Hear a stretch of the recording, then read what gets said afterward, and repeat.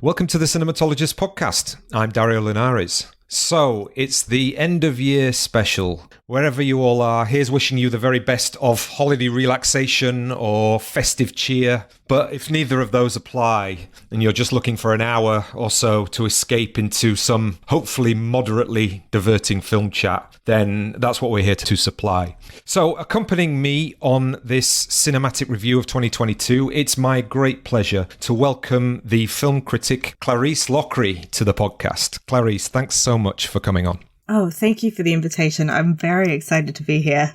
We have to confess that this is being recorded before Christmas, so we're not going to pretend that we've just mainlined a ton of turkey or mince pies or cheap sherry and are on the verge of kind of family disintegration at this point. But Clarisse, in true podcast kind of time travel fashion, what kind of Christmas do you envisage having or will have had by the time that this goes out? Oh, it's going to be a very quiet one for me this year because my dad's partner is going on a lovely health retreat as a treat for herself. So it's just me and my dad. And I feel like because it's just me and my dad, he's making minimal effort. And I support that. I don't judge him. He's not cooking. He's ordering something off like a local restaurant. We'll probably watch some TV and that'll be it. But I like that. I'm not a huge Christmas person. I'm a big Halloween person, and I went large on Halloween, so I'm very satisfied. How about you? Yeah, no, I'm a bit of a Grinch. I'm pretty bad, and I kind of play along just for peace and quiet a lot of the time.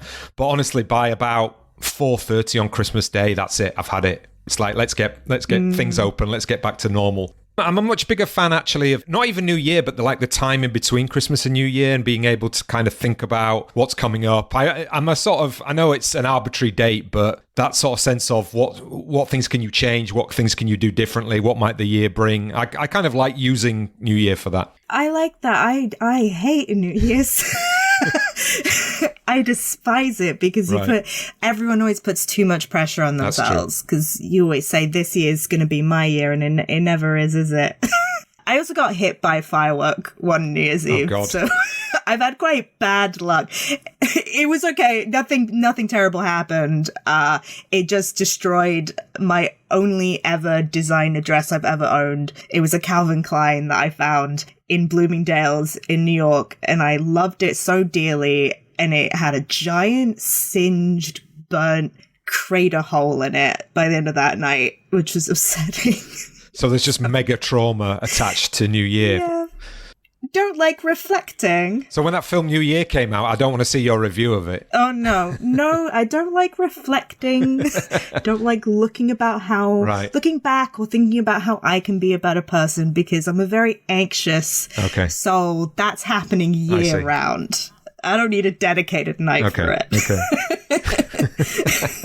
I'm totally on board with that. But I mean, at least we can reflect on other people's 2022, particularly in film. But before we get to that, maybe you can tell us a little bit about where the main forums are, where people can find your critical voice, so to speak. Oh, yes. So everything I always post on Twitter, Clarisse Loughrey at Clarisse Lou. I've started using Instagram a lot more because of certain events around Twitter. Let's just say that. So that's Clarisse Loughrey, Clarisse.Loughrey, I think. Everything's there, but also most of my review writing, which is the main chunk of my work, is on The Independent, and I've got my own little author tab on there, so it's all there.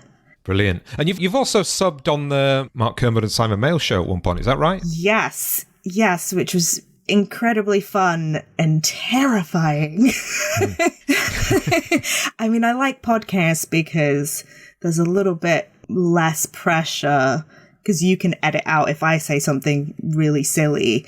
But in radio, there's no chance to take it back, whatever you've said. And it's not even anything dramatic, but you know, sometimes if you're panicky and in the moment, you might say something you don't quite believe, and then you're like attached to that opinion for the rest of your life. So I might say like, oh, I don't really like Tom Cruise, and that would be a lie. I do like Tom Cruise, but then you have to stand by it because you said it on live radio. You know, it's It's tricky. You're on the right show, though, because we're big Tom Cruise fans over here. We love talking about sort of stardom and his role in that. We've done that, obviously, this summer with Top Gun, which maybe we'll mention at some point today. But were you a film buff at an early age? You know, did you get a sort of the movie bug when you were a kid? Yes and no. I think the massive turnaround moment for me was when I was 12 years old and my parents rented The Others with Nicole Kidman. Oh, wow. Which is fantastic film. Now I wouldn't necessarily be like, it's the greatest movie ever made. But there was something about her performance in that, playing a woman who has done one of the worst imaginable things. I won't spoil it in case anyone's not seen it. And for me to sort of like first learn the power of, is it Roger Ebert always said, you know, cinema is the empathy machine. I think me coming away from that movie and still understanding this woman who did this horrific thing was such a mind explosion moment for me. I still remember it so clearly. And Nicole Kidman is still my favorite actor, and I refuse to drop that. She can be in whatever she likes and do whatever performances. I don't care how bad they are. I will stand by her because of that. I think, that was really the moment, but I didn't necessarily want to go into film writing until it kind of had already happened. I just knew I wanted to be somewhere within the movie making process because I was so enamored with it and it was such a magical world to me. So I'm incredibly lucky that I am where I am today. I'm very thankful. Yeah, Kidman's an interesting character because I think people kind of associate her with a certain type of role, but if you actually look at the role she takes, there's quite a lot of radical stuff in there, you know? Yeah, I think especially now because of her TV work, she's been playing a lot of like brittle, rich women, which she's great at, but that is not who she is, you know, as a whole. I think The Northman is a great example. That's the Nicole Kidman that I know is in The Northman and To Die For and The Others and Birth. Birth is unbelievably good, yeah. Incredible. And I think because she's sort of easy to impersonate, like we know the AMC ad, the whole, heartbreak feels good in a place like this. Like, I get it. I think people bring that image to performances and they don't really think about the actual, like, actor's work going on behind, like, the accent and the face. And that scene in The Paperboy, for example, you know, that's very different from the AMC ad. I love The Paperboy. Fantastic movie, fantastic performance. Yeah. So our usual format on the end of year review is that we run down 5 films of the year, our 5 favourite films, and they can be in order if you like, or just your highlights. I know some people have got an aversion to sort of the hierarchy of the list and all that kind of thing, but we also mentioned highlights that didn't quite make the list. But maybe we can talk a little bit about, you know, maybe a few stories that have occurred in film culture and what we see in 2022 with regards to what's going on in, you know, in film more broadly. Yeah, I just wondered whether there's anything that sort of, you know, pinged into your mind with regards to that. I mean, I suppose one of the big ones for me was coming out of lockdown. I'm not going to say post-pandemic because clearly, you know, we're not post-pandemic, but that sense of the relationship between cinema going and streaming seems to be still high on people's agenda, and how that relates to where film and cinema sits culturally. You know what I mean? How important it is, how significant it is, what's its relationship to television. You know, there was an article in the New York Times recently that was about how well-financed prestige dramas are just not making any money. So when do we get to the point where these films actually don't have they're not even worth being made in the first place to Hollywood? Do you know what I mean? I mean, I know I've said a few things there, but I wondered if you had any thoughts. Yeah, I agree about this year has really been cinema reflecting globally what's going on because, you know, there's no need to get too deep into it. But, you know, we're in a recession. There's a feeling of crisis about ideas of labor and exploitation of labor. Obviously in the UK, widespread strikes. And I think that has really affected the world of film as well. You know, I'm thinking of the stories that came out this year about VFX teams working for, several studios. Marvel was mentioned a lot. the horrific working conditions to create the movies that we like was hard to read. What happened with HBO Max, so many shows being pulled, cancelled, basically obliterated off the face of the earth for a tax break. You know, I think it's hard for me because whenever I'm asked to talk about those kinds of issues, to me, they're really just a symptom of wider things. And I think maybe that's something that the film community should be thinking about in 2023. And I don't mean that in like a lecturing way, but to remember that like our industry is no different from all the other industries. And when we talk about, you know, how do we make great cinema, that also includes treating workers well, respecting artists. Like those are, I think, are the conversations that are going to happen a lot in the next year. And hopefully for the better, hopefully good things will happen. It's so interesting to me anyway, how the biggest film, if you're talking about box office of the year, was Top Gun Maverick. And it seems to be, it cuts across symbolically a lot of the things that you were talking about there. Because if you just look, there was a lot of criticism, you know, about how it's just this nostalgia fest and it harks back to a kind of American imperialism and an obsession with technology and the military, you know, an aging star who really... You know, I mean, in some ways, he's the closest representation to a kind of the old school notion of a Hollywood star that still has that sort of level of status that Tom Cruise has got. But yet the film industry seems to have linked to that film as being the kind of, you know, savior picture, and in a similar way that maybe the Bond movie did the year before. And it seems to be kind of completely blind to the idea that doesn't seem sustainable, really. And no matter how good, you know, and exciting and probably better for me anyway than watching the CGI fests of the Marvel movies, you know, as just a watching experience, I'd much rather go see Top Gun than those films. But still, it doesn't speak really to a more sustainable film culture in the future, I would say. No, and, you know, I really enjoyed Top Gun Maverick, and I think there is a lot about it that Hollywood could learn lessons about how to make great franchise movies. But I didn't really come away from it as like, this is the savior of Hollywood, like, this is what cinema should always be. I think for me, the better example of that, what felt like a big victory to me, was how well Everything Everywhere All at Once did, because that was a fairly low budgeted film, a VFX team that was very small, and I think they were all working on Zoom together, like it was, but you know, were treated as artists and respected.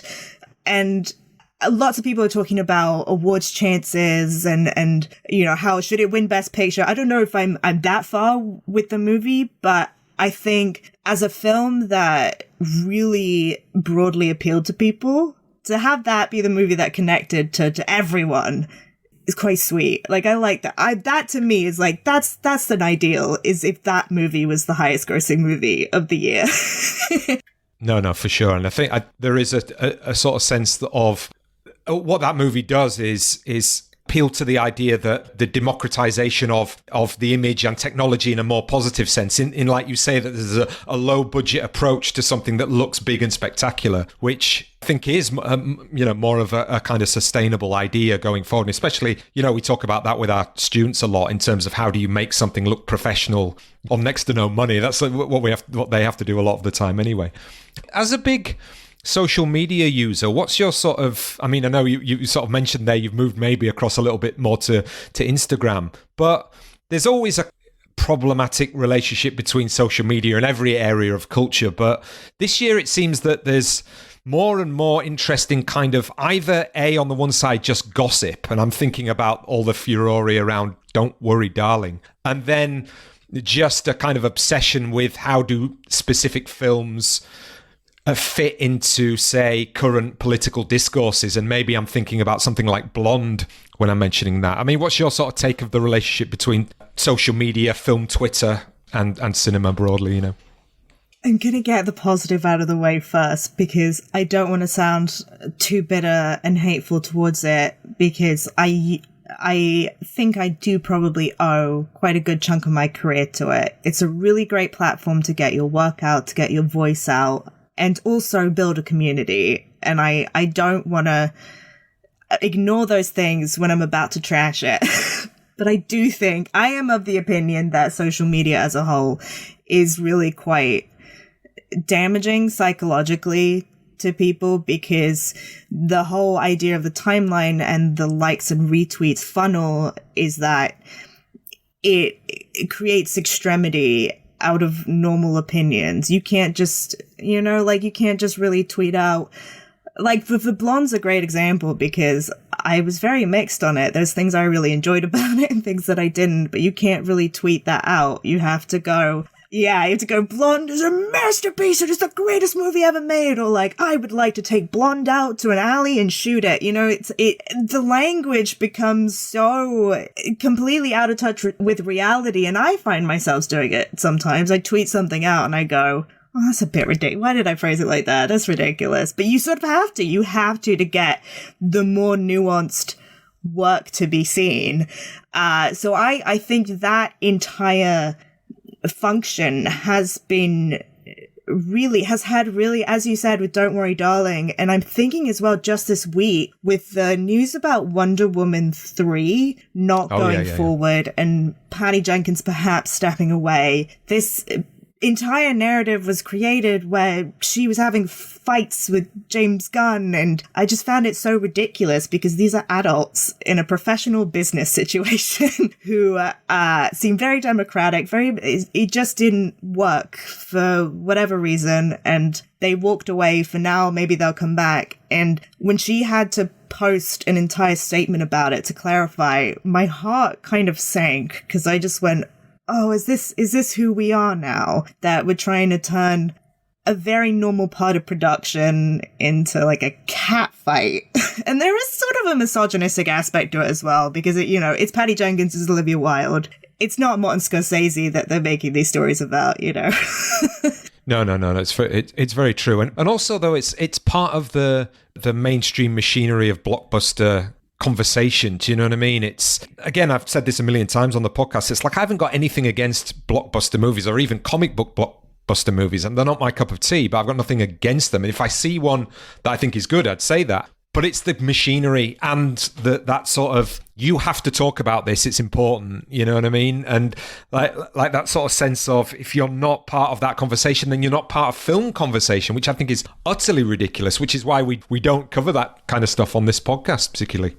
Yeah, and I get stuck in a sticky situation because I do quite like a lot of the Marvel stuff. I enjoy it earnestly, and I have always just taken each individual film as it comes, but that does not function on the internet. It's this idea of the brand loyalty, and people assume that I must be on one side, that either I hate all superhero movies or I love all of them. And it's like, it's not either of those. I like the ones that I like. Sure. Because they're movies, and I treat them the same as I would The Northman or Everything Everywhere All at Once or After Sun. Like, they're all pieces of creative work to me. So I think, Twitter has just done horrific damage to having normal adult conversations about blockbusters. But like you say, though, I'm in agreement of how useful Twitter has been, particularly for us on the podcast. But what I'm talking about is Twitter of 2013, 2014 version, where there wasn't the algorithm that was kind of funneling the hate and the anger as being the thing that gets the most clicks and that gets the most likes and all that kind of stuff. Because you could expand your own channel or your own content in a way that wasn't sort of, if you didn't go for stuff that was at the extremity, you'd still be just on the same timeline as everyone else. But that's not the case. So I agree with that. But it's a pity now that that's kind of gone away, and I don't know whether we'd have got the audience that we do now without social media. So I don't know whether the next platform whether something is going to come up that actually properly does replace Twitter. It's tricky. I don't really use Twitter for fun that much anymore. I post my work and then I leave and I go to TikTok, where there's the thing with the algorithm with TikTok is that it finds out exactly what you like, incredibly niche things. So I just watch videos. There's like a thing now where there's like a baby puppet that's flying around and it looks so carefree and happy, and there's no conversation on it. No one's having opinions or hot takes or trying to drag people down. It's like, no, it's just baby puppet. He's flying around.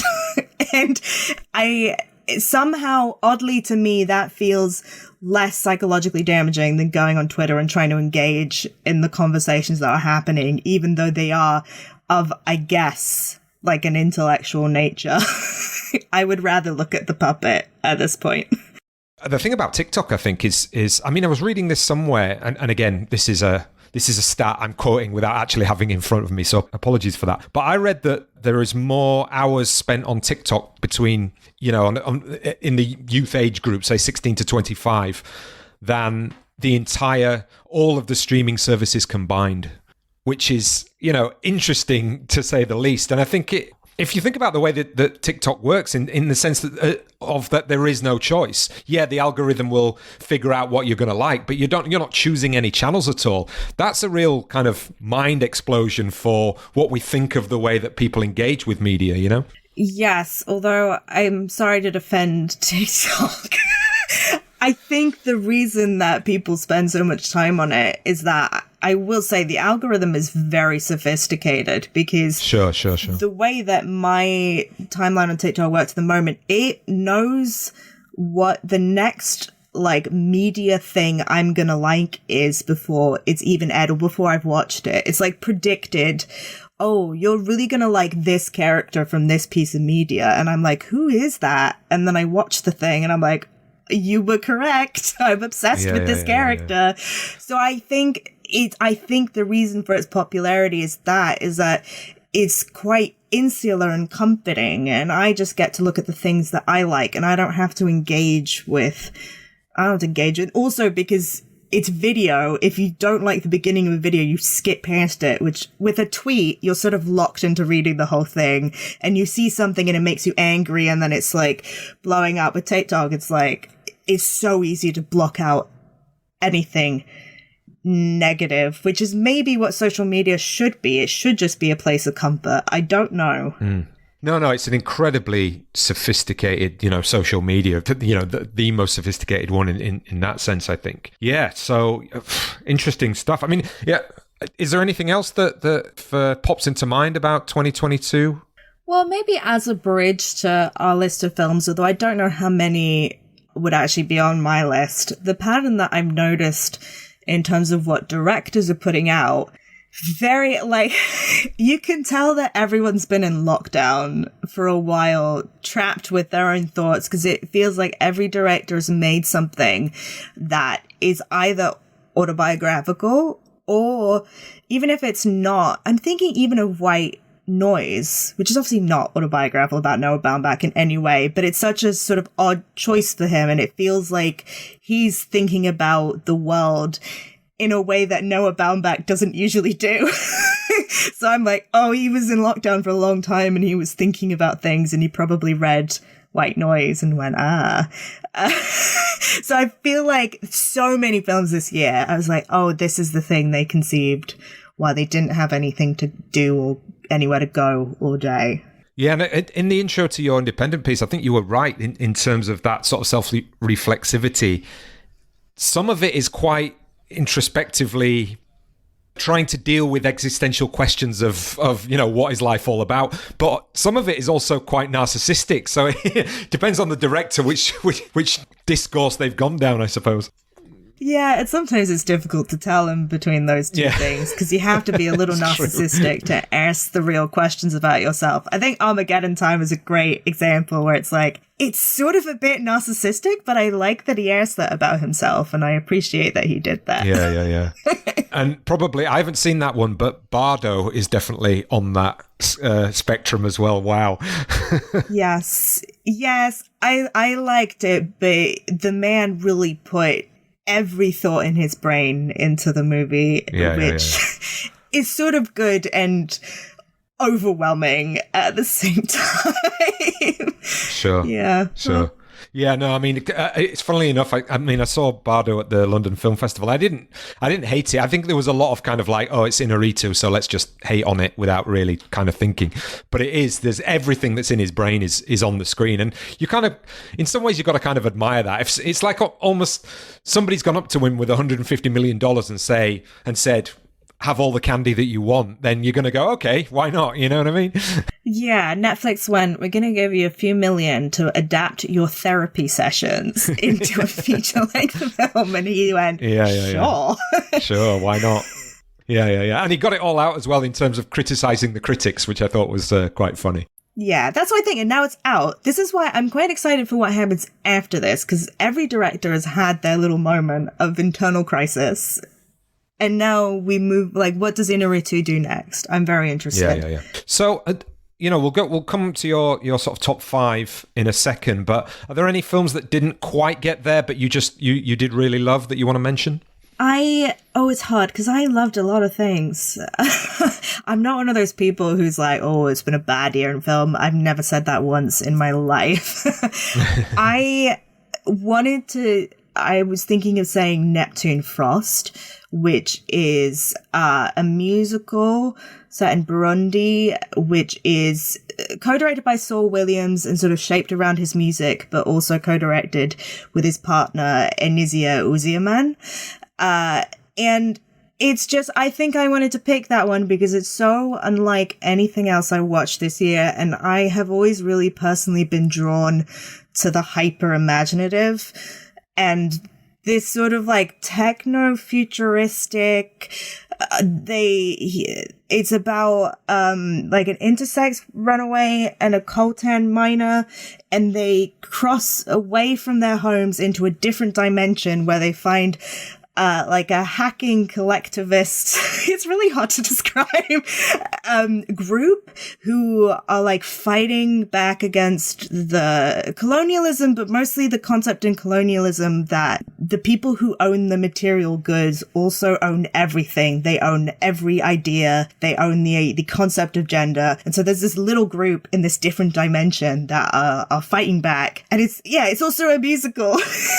And I just thought it was incredible, and to have such like radical, like really concrete radical political ideas, but presented in like quite a fun, it's quite fun, a fun movie. Yeah. I thought it was fantastic. It was so unlike anything I've seen. Honestly, looking at your top 15 that's on that independent list, what you just said there about the kind of hyper fantastical, which is a great phrase, it does sort of weave its way through the choices that you've made, which is really, really interesting, I think, for our conversation as well, because I think we do have quite different tastes in film, so it'd be interesting to sort of reflect on that, I think. Yeah, it's interesting. When I came to put my list together, I drew up the list and I went, oh, The Banshees of Inisherin isn't on there, and it's a movie I loved, and has featured on, I would say, almost every other top 10 list I've seen.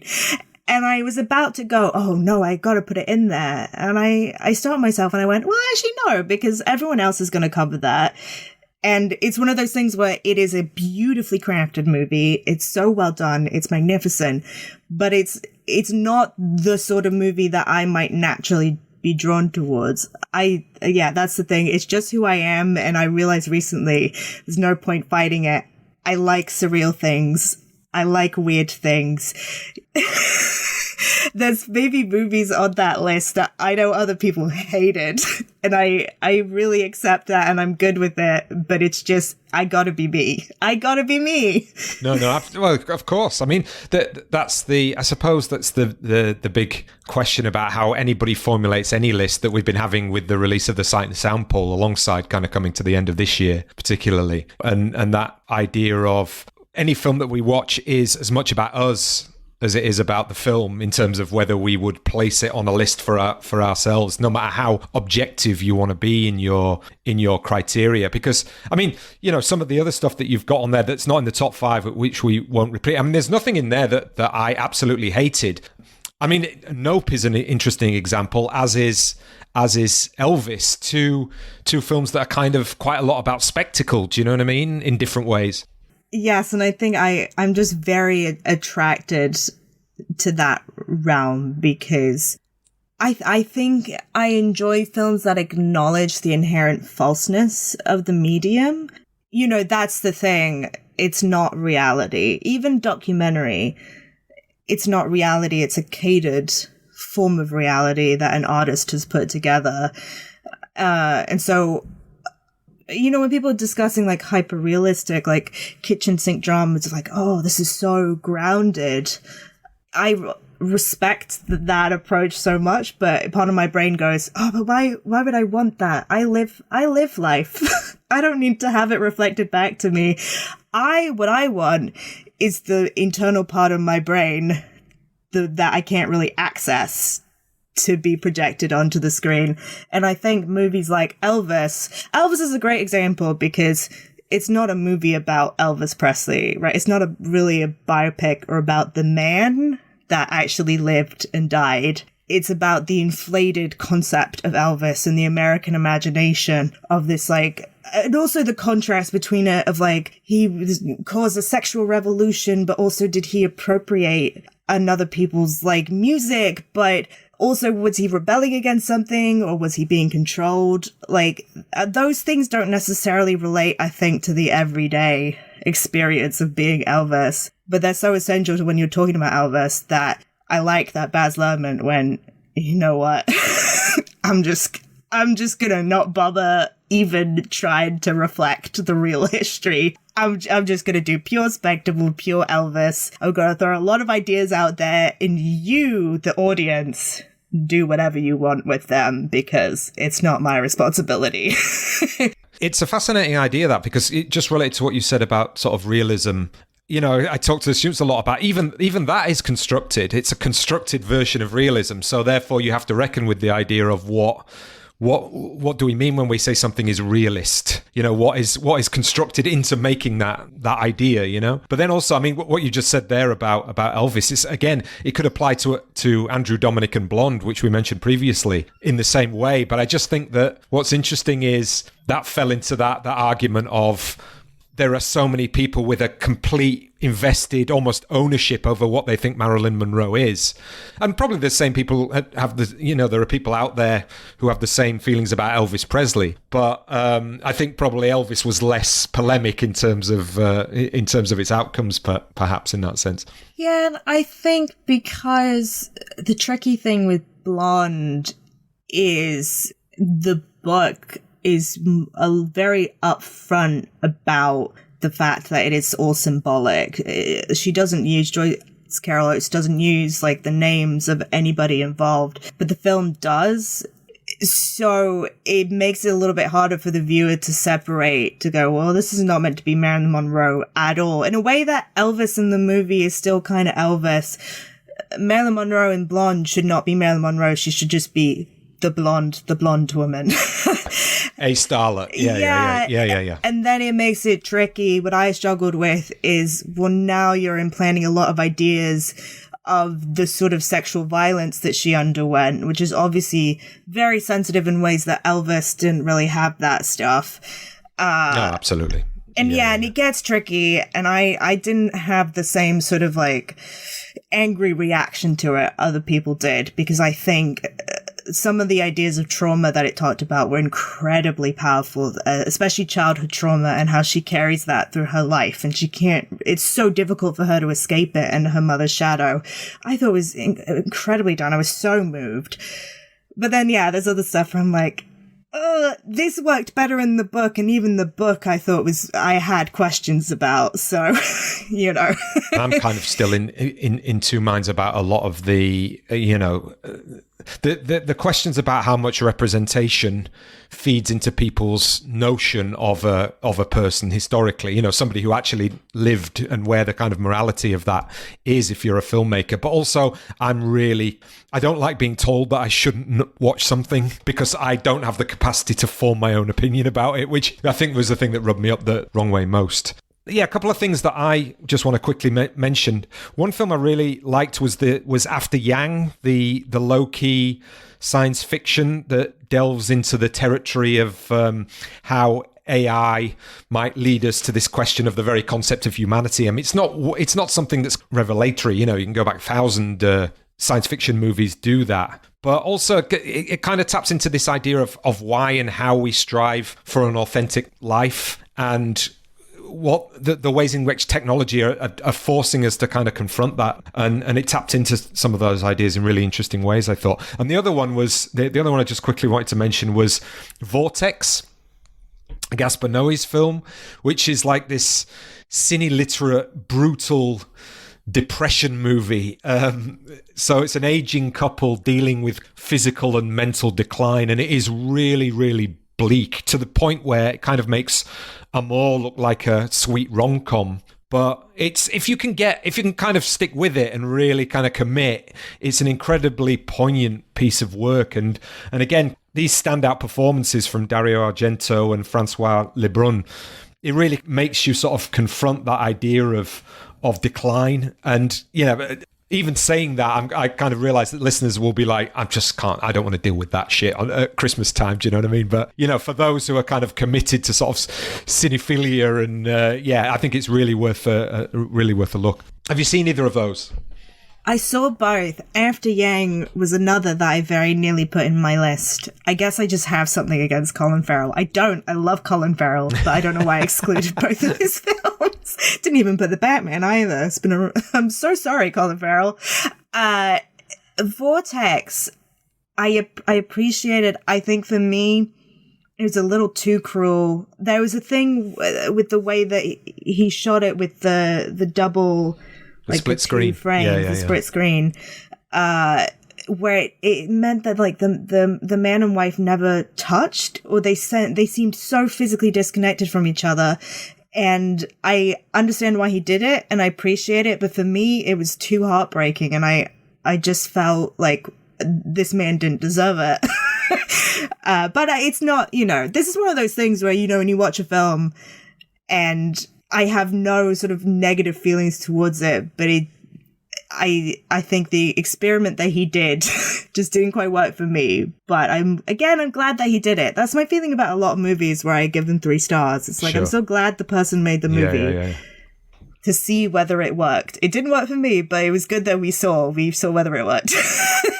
No, absolutely. I mean, it's so fascinating, isn't it? The sort of star system where like 3 stars often means people kind of assume that it's like meh, but it can actually mean there's like parts of it that are 5 star and parts of it that are 1 star. Do you know what I mean? And like if you pick out the bits that you really liked and talk about those, it could be a 5-star movie. But that's why it's any of these kind of ratings is in precise science, to say the least. Yeah, and people always assume that I hate stuff if I don't give it 4 or 5 stars, and I feel like I'm quite clear when I don't like something. I feel like I'm hoping this is the intent, that it comes across in the language, because it's quite rare that I actively dislike a movie. And when I dislike, I'm going all in, and it should be obvious. Yeah, there's maybe we can talk about this at the end. There's been 1 or 2 films that I really disliked this year, but we'll stay with the positive stuff right now. So, do you want to tell us about your number 5 on the list? Yes. So it's The Worst Person in the World, which I think probably featured on a lot of lists. And I think because I am around the same age as Julie, Renate Reinsberg's character, and I think I'm going through a lot of the same things that she's going through. This idea, what really got to me is how kind of suffocating having limitless choice can feel, even though that feels so ironic to say and almost like quite privileged. But I do believe that is where some of the crisis of being a millennial comes from, is that we are at least told that we can do anything we want, and we can have careers or have kids or live anywhere in the world, marry anybody.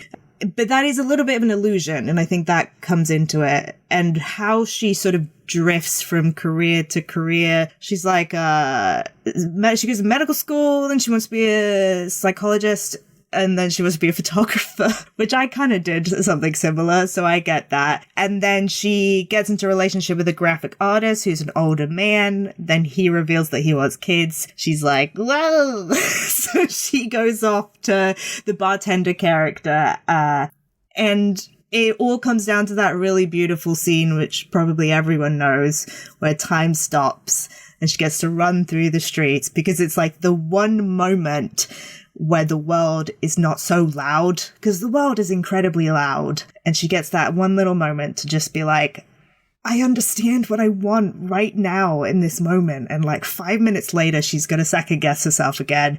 But it's so satisfying to have that one opportunity to be like, I know what I want. It was one of those films where when I was in it, I was really enjoyed watching it. It really sort of points to that question, or that, again, what I assume to be the millennial angst, though, even though I'm kind of pushing 50, I kind of understand that idea of how do we make choices in life, obviously.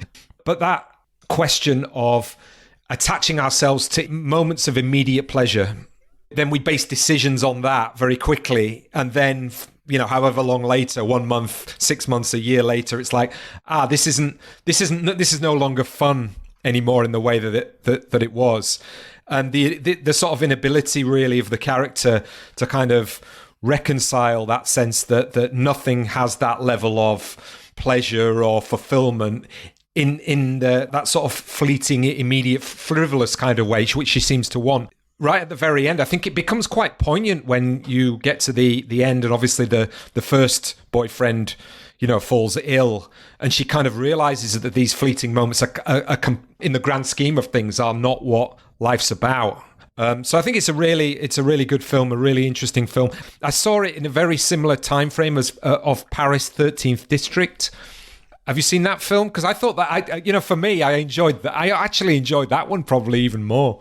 Yeah, you're right. They are quite similar, sort of like drifting. I remember a lot of drifting in that movie, but in quite a mesmerizing way. And yeah, it's just the idea of indecisiveness, but taking a very non-judgmental look at it, and a genuine desire to understand, like, why is it so difficult? No, absolutely. So my number 5, and actually we'll have to do this in a specific way. So my number 5 is Aftersun, the directorial debut of Charlotte Wells, but it may come up in a little while on your list. So we'll leave that for now, and we can talk about that together, because I think it's coming later on. So my number 4 was No Bears by Jafar Panahi, and I know that you confided in me beforehand that you hadn't seen this, so it's one to see for sure. I have a really, soft spot's the wrong word, but I've a real respect and love for Jafar Panahi's filmmaking. And I feel that, I was writing about this, it's almost a duty for me to recommend his films, as he's once again, fallen foul of the tyranny of the Iranian regime.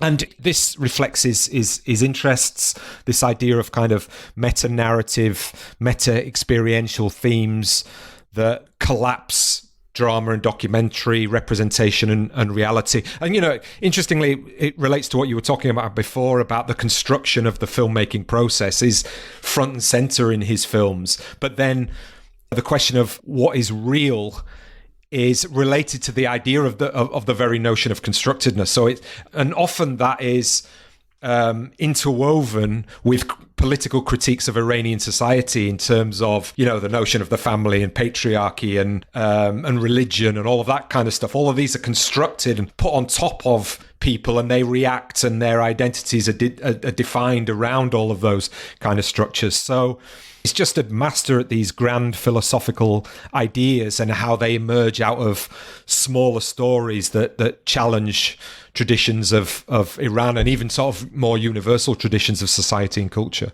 Have you seen a lot of Panahi's work previously? Oh, I'm trying to think. I have a terrible memory, so I usually have to revisit stuff before I watch. I've seen a couple, but I can't remember which one. Have you seen Taxi Tehran? Or I think so, yeah. I think I saw it quite a long time ago.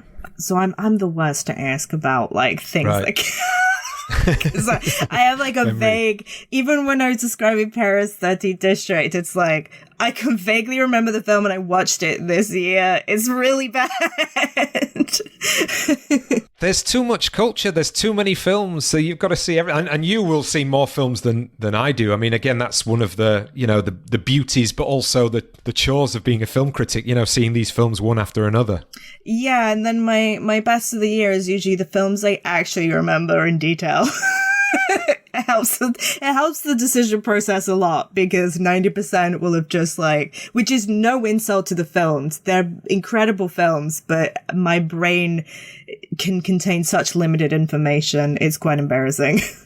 Well, definitely your number 4 is a film that I think a lot of people have on their lists and is definitely memorable, whether you like it or not. Yes. My number 4.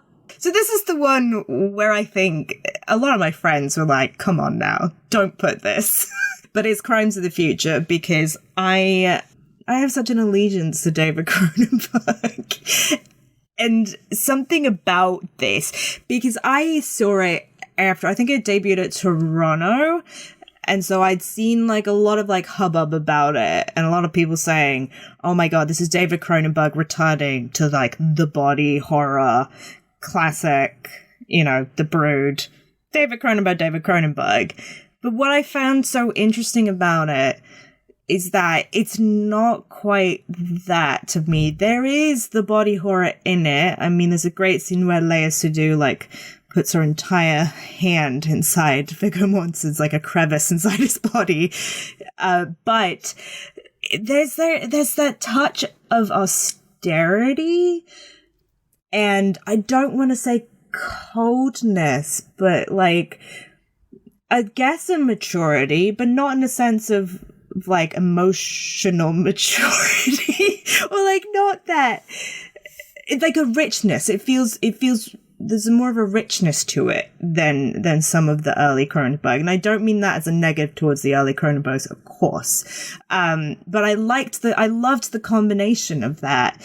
And to have this completely ridiculous but fantastical and amazing stuff like the digestion chair, which so Viggo Mortensen sits in and then it's crunching his bones so that he can eat. It's ridiculous. And fantastical, perfect. But he presents it with this layer of sadness to it. And everyone is sort of floating through this near future world, trying to understand what art is and what sex is. And I love the questions that this film asks, because I came away from this and I was WhatsApp messaging my friend furiously this theory that David Cronenberg was saying, so surgery is the new sex. That's the thing they always say in this movie. But also surgery is art in the film because Léa Seydoux does these operations on Viggo Mortensen in public and it's a performance art. So surgery is sex. Surgery is art, so sex must also be art, and art is sex. So through the watching of the film, David Cronenberg is letting us have sex with the film. That was my conclusion. And that's why I love it, because it led me to have that thought, which is silly. And I'm glad that I had it, though.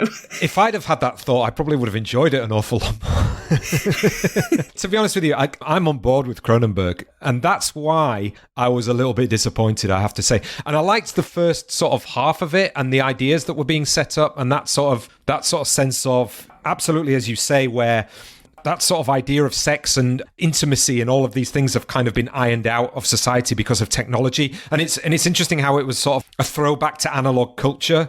So I really enjoyed some of that stuff. And I enjoyed Kristen Stewart whispering. That was just amazing to me. I could have watched the whole film of that happening, But I don't know. I just got a little bit bored. I was like, where is this going? What is this doing? And I kind of wanted a little bit of, The Fly and it all going a bit mad towards the end and having a sort of resolution and a conclusion, a bit of dramatic progression, let's say, that I didn't find was there, That was my big problem with it, really.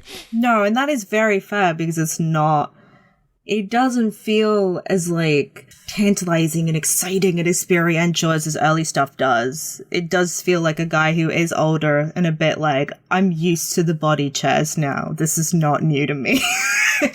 And so the film doesn't really approach those ideas with much excitement, but that's what I liked about it. It's imagine this boring world where people sleep in living wombs. I don't know. Yeah, I loved it. No, the production design and all that stuff is really fascinating, and all the makeup and all this kind of thing was, incredible to. And when they did Léa Seydoux's face with the scars and all this kind of stuff, it's wow, that was amazing to look at. Yeah, we'll move on. My number 3 is Philip Barantini's Boiling Point. And this is a film that we did an episode on because it just resonated with me so deeply. I interviewed the director and we had a lot of things in common, really, in terms of our past and working in restaurants, which I did for many, many years. And as I said on the episode back then, it's the most authentic depiction of restaurant life in the UK that I've ever seen. You know, sometimes the one take device can be a little bit of a gimmick, I think, but it works absolutely perfectly in this movie. I think it was an amazing, and to listen to the way that they did it 4 times over and just did it all the way through, and most of the script was riffed, basically. You know, they had points that they had to hit. The cast, Stephen Graham, what can you say, a brilliant performance. But I was really blown away by Vinette Robinson, who plays kind of his second in charge, second chef. And she's got this one scene that I said to him, it reminded me of Joe Pesci in Goodfellas. She just absolutely eviscerates this other member of staff, and I was like, wow, that was unbelievably compelling. And yeah, I just remember being in the cinema and was kind of like, as I say, I worked in restaurants for 20 years, and I have a recurring dream of that. It's like the thing that makes me who I am, but also the thing that I wish I hadn't had gone through. And this film just twanged all of the nerves around that so immensely, you know. Yeah, I actually wrote a little essay for the recent Blu-ray release that came out of it. And my piece was about the reaction within the restaurant community, because you're so right that I think I've had some experience in the service industry where it was like a breakfast shift at a hotel, but it was pretty nightmarish. So there was a lot in Boiling Point that I recognized immediately, and I think it became such a conversation point because some people in the industry were like, this is so truthful, this is so reflective of the still existing problems that we have. And then others were like, no, it's changed now, it's better, it's all great. Which I feel quite skeptical of. I don't know if I believe that. It's some places have definitely gotten better, but I think the fact that it created such visceral reactions within the industry it depicts is the sign that it did something pretty special, I think. I hope it does. I mean, again, we're going through kind of lots of awards, and at the end of the day, I don't really give a monkeys about awards, but I think that's the kind of film that needs to get recognition, particularly because of its production does get some recognition. And Philip, I know they're making a TV series out of it, but I hope the people involved do get to go on to make more films. Okay, your number 3 is, again, this is a very me answer. It's night. Stop apologizing for your choices. I know, but it just makes me laugh when I look at my own choices and I'm like, that's so me. It's Nightmare Alley, which is interesting. I've seen a lot of the best 10 lists from the year so far put Pinocchio on it. Guillermo del Toro's Pinocchio, which I thought was beautiful, wonderful, but Guillermo del Toro's Nightmare Alley is the Guillermo del Toro movie of this year for me. And also because I think it perfectly encompasses everything that he is as an artist, while ironically being his first film that is not about anything supernatural directly. I mean, there's tarot and supposed speaking to the dead in it, but there's no actual, like, monsters in it. Because I'm sure, as everyone knows, because he likes to say this in interviews, the thing that he really fears most is mankind. And I think that made him the ideal candidate and someone who would naturally connect with William Lindsay Gresham's novel, which is also fantastic. I love that book. And what he really brings out of it is the idea of, like, fate and judgment and shame, and how that really just destroys people from the inside out. When I went to see this film at a press screening, I told everybody afterwards, oh, the baby in the jar, because when Bradley Cooper's character, Stan Carlisle, first comes to the circus, he sees Willem Dafoe's, like, collection of oddities, and they include a baby in a jar called Baby Enoch with a third eye. And immediately I was like, that baby's God. And I know that baby is watching Bradley Cooper and judging his actions, and that there will be comeuppance paid by the end of this film because that baby has the power to enact. All of my friends were like, you're being ridiculous. What on earth are you talking about? And then I had the immense pleasure and honor of talking to Guillermo del Toro about this film. And he said, yes, Baby Enoch is God. You are correct. And I've never felt more vindicated in my life. So I think the reason that Nightmare Alley is number 3, that's my very roundabout way of explaining that I do think Guillermo del Toro and we are thinking on the same wavelength. And everything that he tried to communicate in the film, as he was telling me during this interview, and it was like 45 minutes long, he barely needed to explain it to me because I was like, I get it. No, I understand. I understand exactly what you're doing with this movie. And that's I think that's one of the great pleasures of watching films is when you do find something that seems to speak in exactly the same language as you. Like, I find that sometimes quite miraculous, where you're like, oh, wow. Especially when it's a way that maybe with your peers, with your friends, your family, don't seem to necessarily understand this part of you. And then you go see it in a film and you're like, oh my God, wow. Like, do we share a brain? This is incredible. I really enjoyed Nightmare Alley. I know I had a long conversation with Neil about it because he was less impressed. But I thought it was his best film since Pan's Labyrinth, I have to say. And I think it's because he was reining in the monsters and the fantasy. And there was an element of again, there's a lot of allegory and that stuff that you were talking about there. But there is a sense in which the character is a hustler, and then he's encountering this femme fatale who knows what he's about, and so it's playing around with kind of classical genre, neo-noir stuff. It's beautiful to look at, and really amazingly, an amazing production design and all that kind, which you kind of expect. You know what I mean? You're not going to say, oh well, Guillermo, you kind of didn't get that right in terms of the aesthetics. That's not the kind of film I'd put on my top 10, if you see what I mean. It's kind of similar to what you were saying about some of your other examples. Yeah, I think out of my entire list, this is the most. This and The Electrical Life of Louis Wayne I put in my top 10, which I know will not have featured on anyone else's list. And I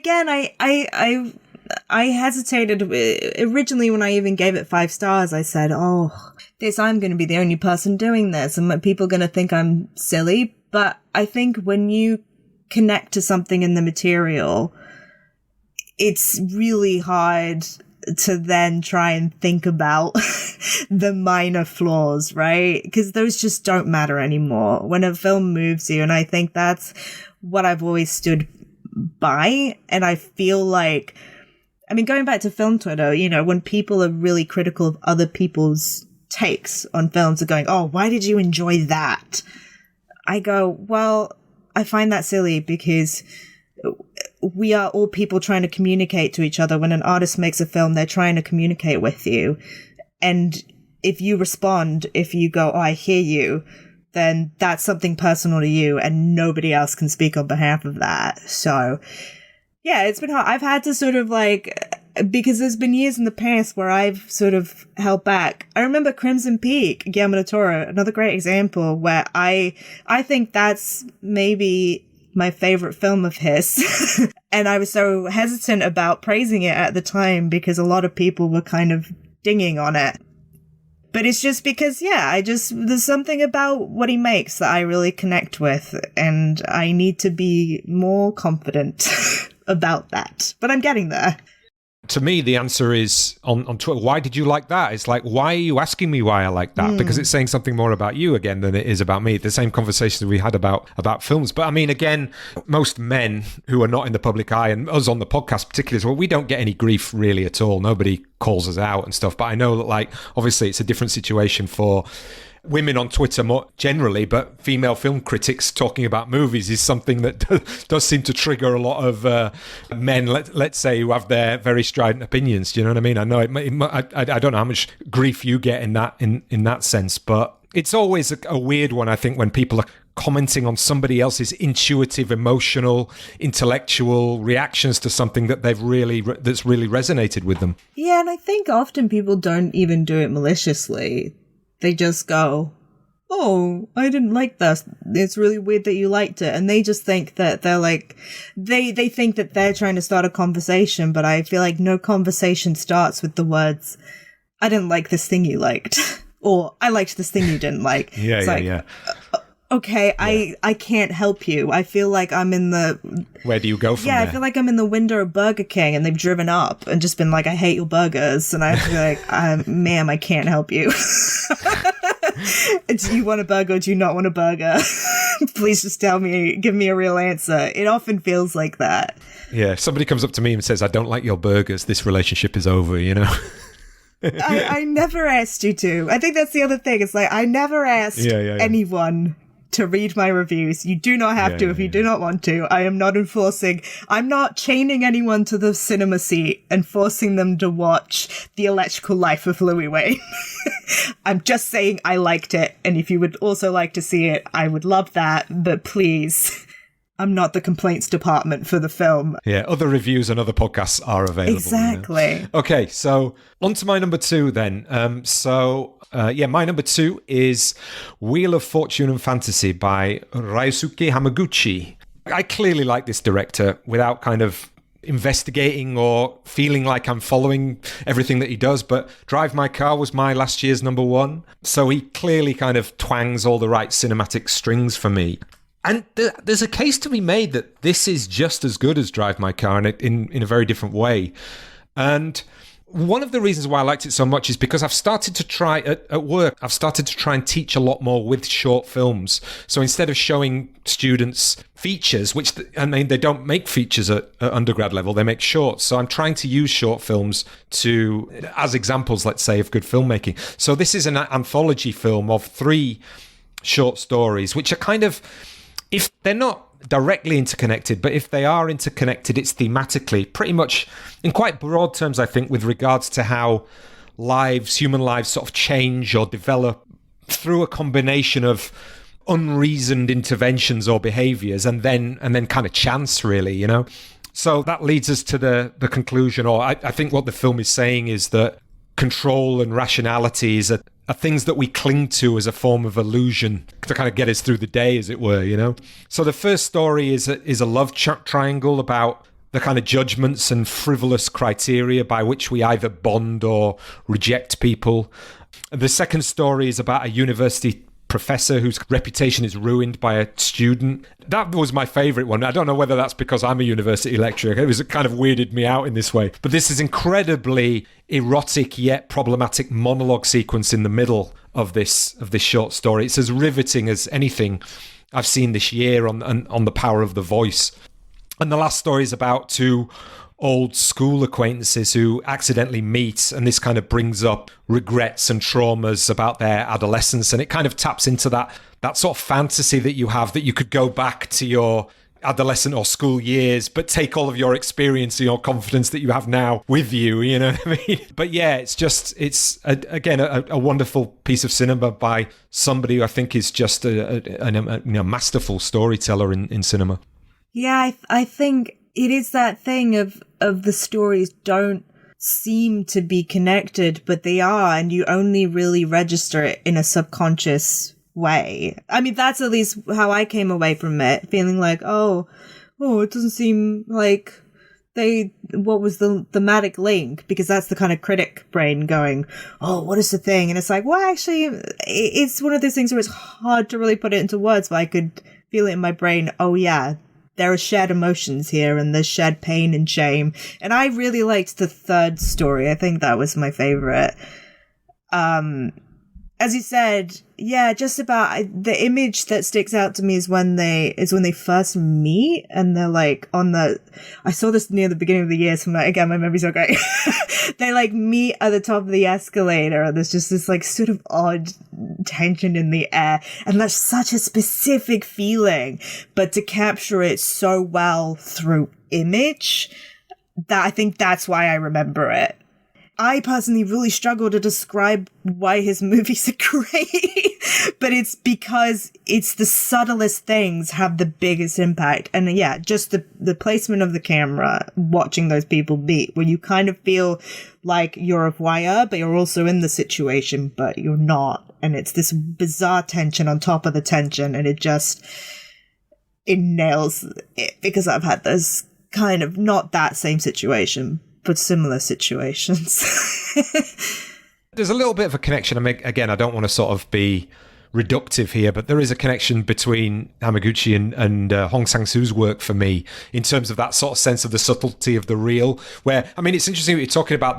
It's almost kind of like the opposite of the kind of fantasy stuff that you like. But I think what it does is it reduces, these filmmakers do, is they reduce things, the ordinary and the banal even, but minimize them until something really elemental kind of comes out, you know? Yeah, and I do think when it comes to films that deal in the real, what really works for me is when, and I think I would say this is true of this film, that, yeah, when you would do something so down to the mundane that it develops this, like, epic quality, because it's so focused on this tiny detail. It's weird because I'm talking about very broad terms, but it's very specific as well. But a tiny detail that becomes all-consuming, and then that does gain an almost, like, fantastical, epic, like, monstrous quality to it. Like, meeting with somebody you haven't seen in a long time. That's such a banal thing, but the way that it's presented in this film, it gains this sort of heightened, I think the emotions are really heightened, even though what you're watching on screen is incredibly nuanced and sort of uneventful. I don't know, it's weird. It's all clashing things, but somehow it works. Okay, so the next film is your number 2 and also my number 5, so we can comment on that together. Well, this actually leads on perfectly from what I was talking about, because it's absolutely After Sun. It's a debut film by Charlotte Wells, which, you know, you would maybe think surprising in my super fantastical, surreal, crazy stuff top 10. But it's specifically because it is such an almost non-story, just about a dad and a daughter, and then on holiday, and they're kind of just doing stuff. Really, that's the plot. But there is something about what Charlotte Wells did, and the framework that it's the older Sophie watching her memories through videotapes, or also she's recalling them while in a space that's sort of like a club, maybe not a club, or maybe the recesses of her mind. We don't really know. But that framework so perfectly expresses how we as humans process memory, which is obviously not as a pure objective thing. We kind of do look through our own memories like VHS, where we scroll forward and back, because you're usually trying to find something, right? You're trying to recall, like, oh, what was the moment where this thing happened, or this thing in my life changed? And that's really what this movie is about, because, and I like that Charlotte Wells never tells us what happened to the dad, who's played by Paul Mescal. We don't know, and you can speculate. What I had my own theory, but it's really not the point of it. It's more about Sophie being like, something bad happened with my dad, and whatever that was, the origins of it was during this holiday that we had in Turkey. What was the trigger point? And that's what the entire movie is. It's just her sifting through memories of nothing at all, really, but they all gain this profound emotional significance just through the act of memory. And I was watching the movie just being like, how is she doing this?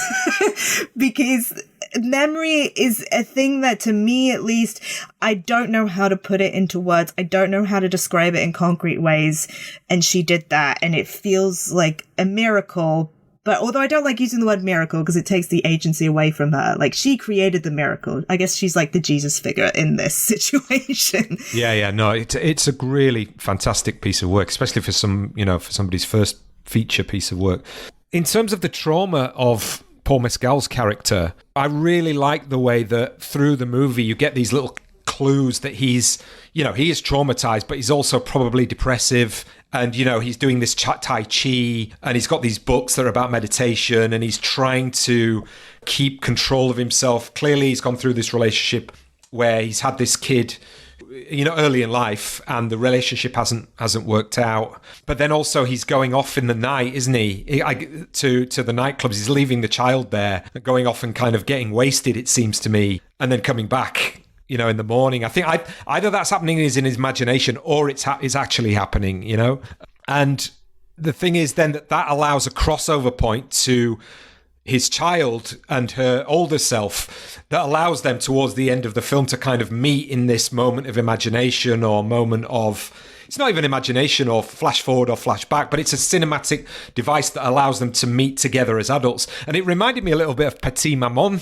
in that sense. Completely different movie, but that sort of sense of having a connection with your parent, but you were both at the same age, you know what I mean? So it was a fascinating use of time in that sense. The sort of denouement, the cinematic denouement, and the way that she did that kind of aesthetically and using sound was absolutely brilliant. And the other crunch scene to me, which kind of pays off through the slowness of the film, was when that moment where the daughter is lying with her head on his lap and he's just stroking her hair and saying that thing of, that many, many parents will say, which is, you can do whatever you want, you can do this, you can do that. And through the film, you can see the fear that he doesn't want her to have the traumatic childhood that he has, it's alluded to that he's had. And he's absolutely terrified of that, I think, and it simmers underneath their entire relationship, what his trauma has been in the past and what her future is going to look like, which we get little snippets of. Yeah. Every time I think about it, I'm like, it's such an achievement. And yet I did it for 2, which really begs the question, what was number 1 then? Indeed. Okay, so do you want to go first or do you want me to go first, number 1 wise? You go first. So I've picked The Northman because it's historically in Hollywood cinema, there's been such a struggle to represent history on film, and there's this internal strife between creating something that is exciting and accessible for audiences while also not just completely making it up like Gladiator did. It was the tension between Gladiator, which is an incredible, wonderful movie, but is such nonsense, and The Fall of the Roman Empire, which is quite historically accurate and is good, but completely tainted the box office and kind of killed the historical epic in one in one swoop. And so I was taking all of those feelings into The Northman, and I feel like what Robert Eggers achieved is something that has been so rarely done, which is a perfect union between a crazy exciting movie where Ethan Hawke is farting and crawling around like a dog, and there's a Valkyrie screaming, and Nicole Kidman is doing that Nicole Kidman thing that we were talking about earlier, and Alexander Skarsgård looks like a brick. He looks like Stretch Armstrong. I don't know how his body works in that movie. It's crazy. I was like, how does he even stand? He can't even put his arms together. And it has that sort of mainstream, like, classical Hollywood, just exciting appeal to it. And yet, it's really historically accurate. And because I'm such a history nerd, that to me is a bit like After Sun was calling it a miracle. I think The Northman is an even bigger miracle, which is why I put it at number 1, because it has solved the problem that has plagued Hollywood for generations and decades of how do you make a good historical non-nonsense epic. And it's The Northman, and it's just beautifully shot and overwhelming, and that sequence of them attacking the village, the berserkers attacking the village, and it's the tracking shot of seeing like the devastation and the bloodshed and the ugliness of it, and then the warriors come out of it and they are not victorious. They are completely sucked of their souls. And I think that's really important too, because it's a representation of the Viking era, and I like the Viking era a lot, but obviously has been turned into quite malicious propaganda over the years by white supremacists and other sort of similar beliefs. And I liked that Robert Eggers sort of gave us the ultimate rejection of that. I know it's been misinterpreted by some people and still co-opted by white supremacists because they don't have great media literacy. But the film itself is such a fantastic rejection of ideas of heroism and yeah, the good old Viking pillaging. It's such a full-throated rejection of it.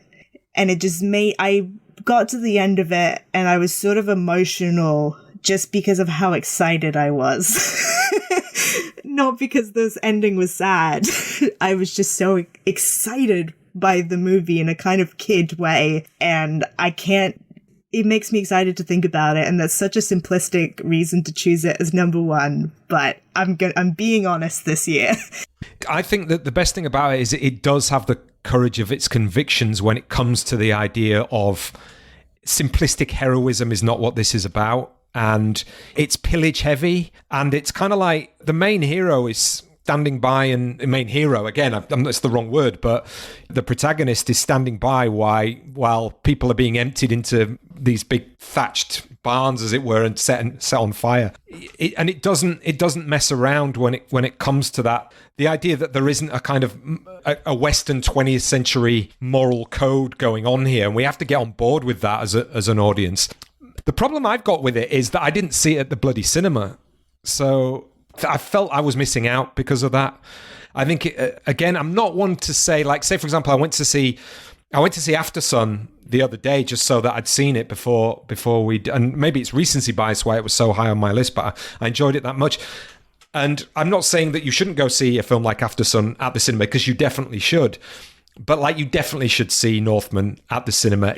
I've got a decent telly and what have you, but still, I think that what watching at home on TV requires, I think, is more of a sophistication or complex in terms of narrative on the basic level. But in a sense, this really is just a revenge story. It's not too much more than that. I mean, there's a lot of kind of symbolic and allegorical stuff going on. And I think it relates a lot to what you were talking about in terms of the idea of history and who these characters were that we've seen time and time again at the cinema, and reframing them in a way that doesn't shirk that idea. And even like with, we talked before we actually started recording about the Banshees of Inisherin. The best Banshee this year was Nicole Kidman, that's for sure.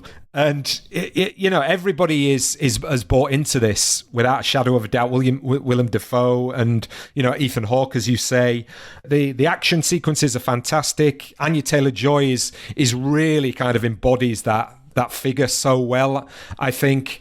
And yeah, I mean, it's amazing, an amazingly exciting movie. And again, having read that article about people going to the cinema, it's just a shame that I think these kinds of movies don't hit in the same way as perhaps the era of when Gladiator became such a successful movie, because Gladiator was a massive movie when that came out. I mean, I take your criticisms of it, but it really landed and won Oscars and all that. Gladiator. Yeah. Gladiator is incredible, but I think it is just a fact that it's horrifically historically inaccurate. But it's an incredible movie. But you know what I mean? It's kind of like sad that the Northman kind of can't hit in the same way because we're in a different time now. Yeah, I was actually I was devastated when it didn't do very well at the box office, because we talk about what can the alternative to superhero movies be.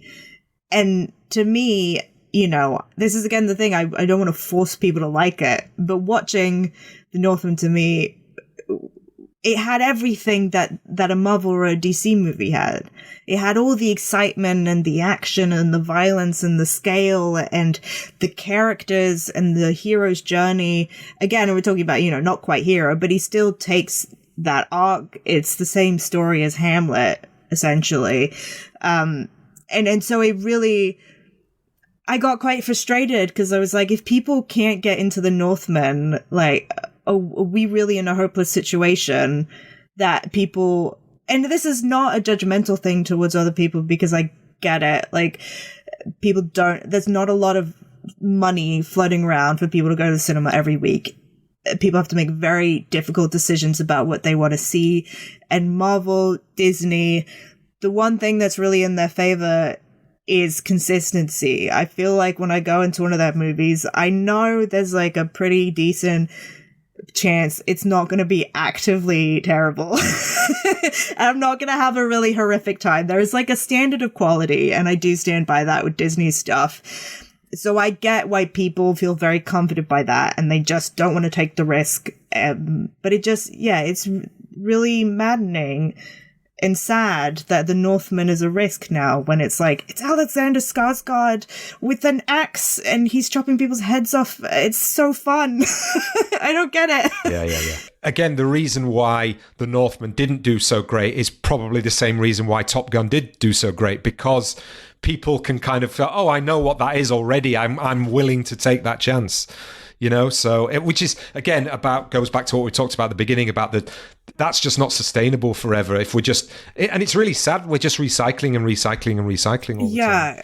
It does make me wonder if Top Gun 1, if the original Top Gun came out this year instead of Top Gun Maverick, would we be having a very different conversation? Yeah, we probably would be. Okay. Please say something more hopeful. We will do, for sure. But I mean, I would definitely recommend seeing it, that's for sure. If you want a kind of, especially over Christmas, and you want some proper, no holes barred action, you know, even just on that level, if you're not that bothered about Vikings and stuff, it's money is there, you know, on the screen, as it were, right? Okay, one film that you probably won't be able to see over Christmas is my number one. And it probably reflects, you know, again, the difference between you and me in terms of what we like, which is quite interesting. So my number one film of the year is Apichatpong Weerasethakul's Memoria. And, you know, but maybe our audience for the collective groan because we talked about this at the beginning of the year. But yeah, it's just enigmatic, contemplative, almost spiritual journey into the resonances between memory and time and nature. It's just an incredible film to see at the cinema, which is where you have to see it because the director, you know, hasn't kind of released it. It's very difficult now to see it. It's a comment almost on the auditorium experience, particularly, and the relationship between sound and vision. It has a sort of art gallery quality to it in many ways as well. Yeah, I mean, just Tilda Swinton plays an expatriate living in Colombia.